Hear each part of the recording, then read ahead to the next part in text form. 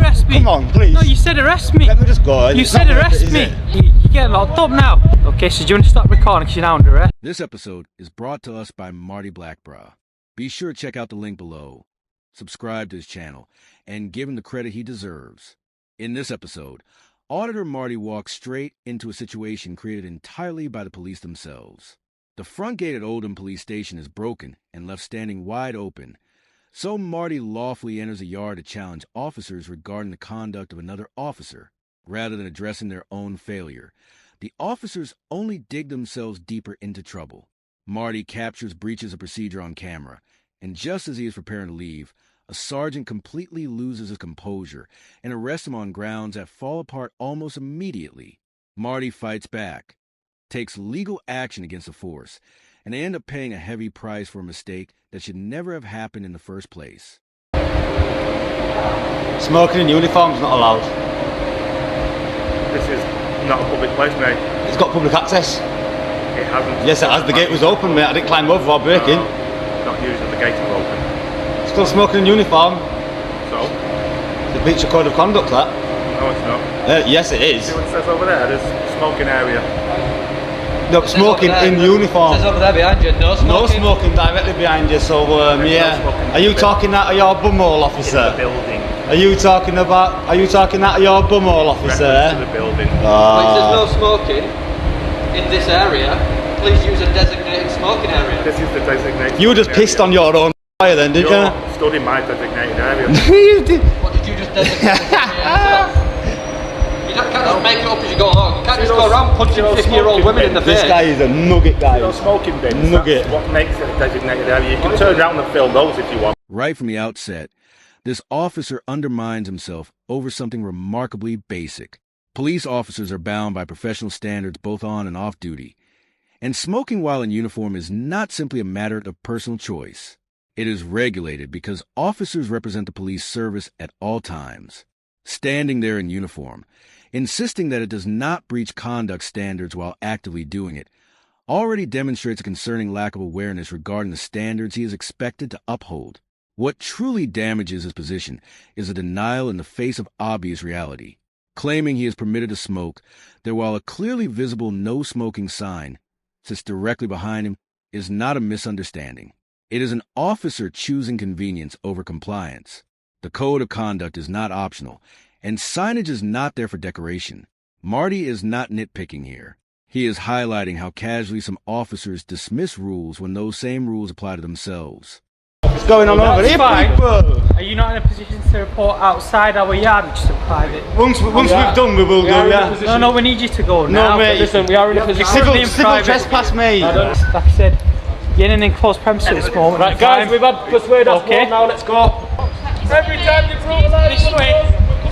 That way. Woo! Foot chase! Get away from me! You're either walking out private or you're getting locked up. Getting what? You're either walking out private or you're getting arrested. Arrest me then? Okay. What, are you going to arrest me for civil trespass? Come on, arrest me! He said I'm getting arrested if I don't walk out, come on! Enclosed premises. Here you go. Right. Come on. Alright, I'll walk my own free will. Come on, don't be daft, man. We're all going. Really? Come on, I'm leaving, man. This is the moment the sergeant reveals just how fragile his authority actually is. Marty immediately recognizes the situation for what it is and dismantles the threat. Civil trespass is not a criminal offense. It is not an arrestable matter. And it does not somehow become criminal simply because a sergeant is frustrated. The ultimatum is not grounded in law. It is a pressure tactic designed to secure compliance when no legal power exists to compel it.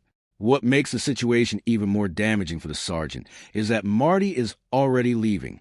He is simply not departing in the precise manner the sergeant wants. That is the real trigger here. Not risk, not harm, not obstruction.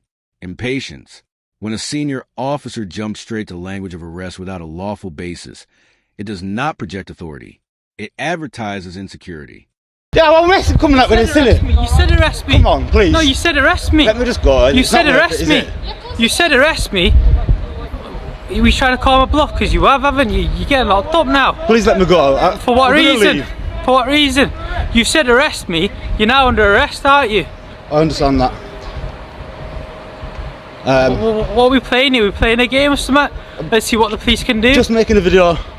In regards to what? The 50-year-old lady that was assaulted and subject to a black eye. I'm not aware of that. Are you guys aware of that? No. We're not aware of that. If you want to speak to someone, you can do. That's not a problem.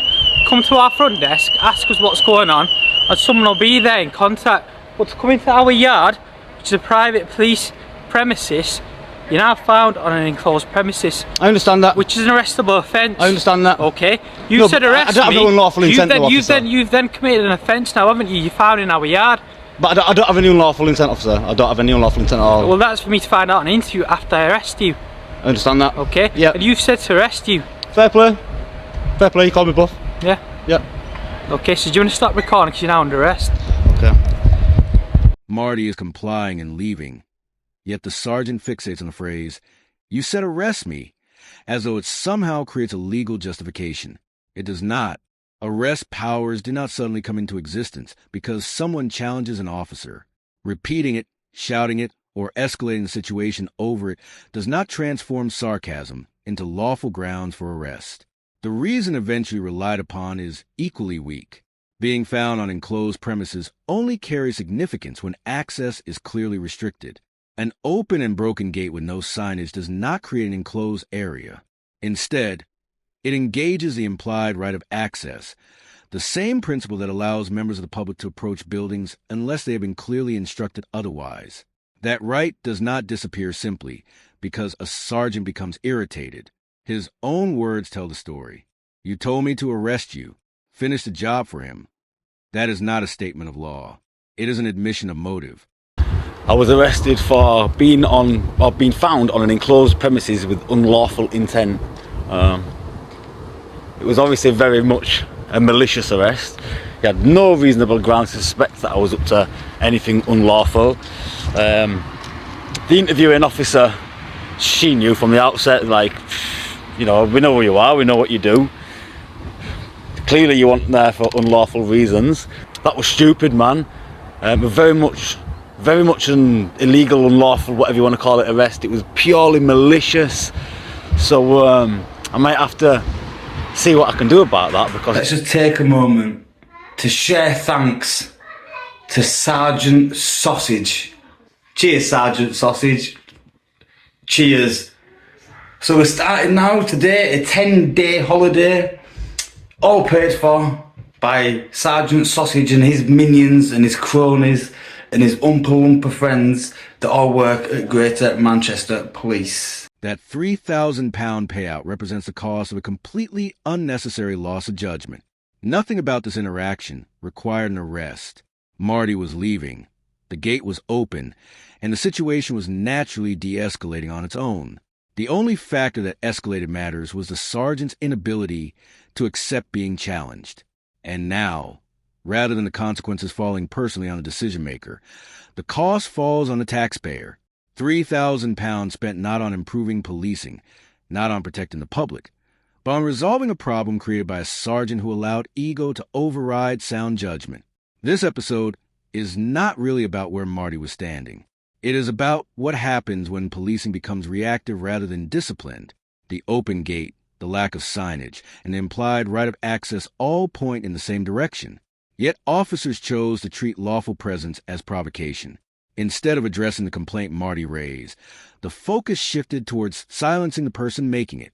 The arrest itself is the clearest warning sign. The allegation concerning enclosed premises falls apart when compared with the physical reality of the scene, while civil trespass is effectively treated as though it were a criminal offense. The subsequent £3,000 payout was not an act of generosity, nor was it a coincidence.